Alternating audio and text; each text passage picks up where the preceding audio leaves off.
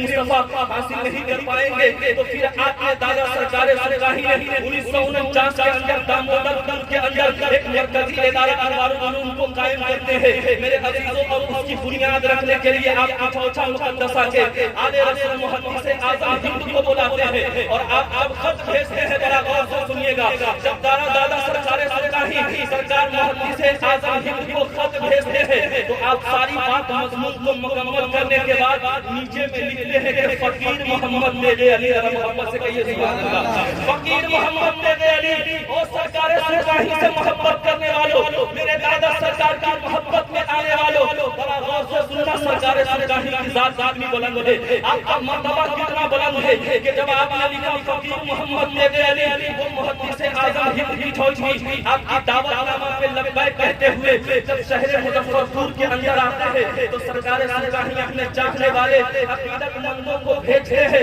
Station سے آپ کو ریسیو کرنے کے لیے ایک آل رسول آ رہے ہیں۔ بڑا غور سے سنیے گا، بڑا عقیدت سے سنیے گا، بڑا پیار سے سنیے گا، سرکار سرکاہی کی غلامی کو اپنے اندر شامل کر لو، دنیا میں تجھے کسی کے غلامی کی ضرورت نہیں پڑے گی، تجھے کسی سے بھیک مانگنے کی ضرورت نہیں پڑے گی۔ ابھی سرکار اب جب مظفر پوری صاحب نے ایک تذکرہ کیا تھا، انوار قادری کے اندر یہ کرامت موجود ہے، سرکار حنیف شاہ رحمۃ اللہ علیہ نے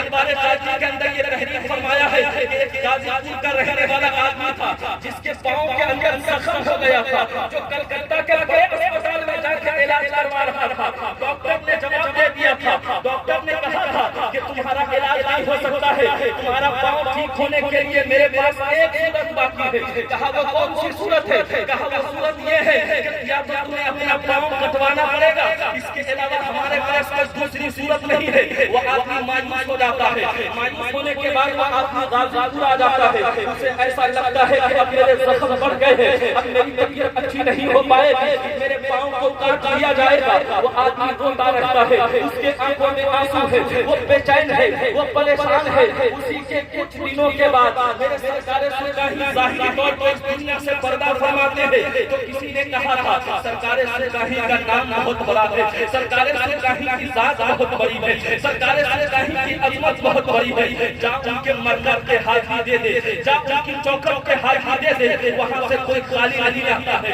اپنا بھی جاتا ہے مرادیں پا کر آتا ہے، بیگانہ بھی جاتا ہے دامن کو مرادوں سے بھر کے آتا ہے۔ وہ غازی پور سے چلا ہے وہ آدمی اور سرکار سرکاہی کی چوکٹ پہ پہنچتا ہے، سلام عرض کرتا ہے، فاتحہ پڑھتا ہے اور آپ کے قبر مبارک سے مٹی اٹھا کے لے کے جاتا ہے۔ اور میرے عزیزوں میں آپ سے کہنا چاہتا ہوں، پانی میں اس مٹی کو ملا کے اپنے زخم سے لگاتا ہے، لگاتا جاتا ہے، لگاتا جاتا ہے، لگاتا جاتا ہے۔ او میرے سرکار سرکاہی سے عقیدت رکھنے والوں، ان سے پیار کرنے والوں، ارے میں دنیا کو یہ کام دیتا ہوں کہ جس سرکار سرکاہی کے جسم سے مٹی لگے اس مٹی کے اندر رہنے اتنی برکت رکھی ہے تو اس سرکار سرکاہی کے جسم سے عالم کیا ہوگا، اس سرکار سرکاہی کے عظمت کا عالم کیا ہوگا، اس سرکار سرکاہی کے کردار کا عالم کیا ہوگا۔ وہ آدمی کے زخم اچھے ہونے لگتے ہیں، زخم اچھے ہونے لگتے ہیں، پھر کچھ دنوں کے بعد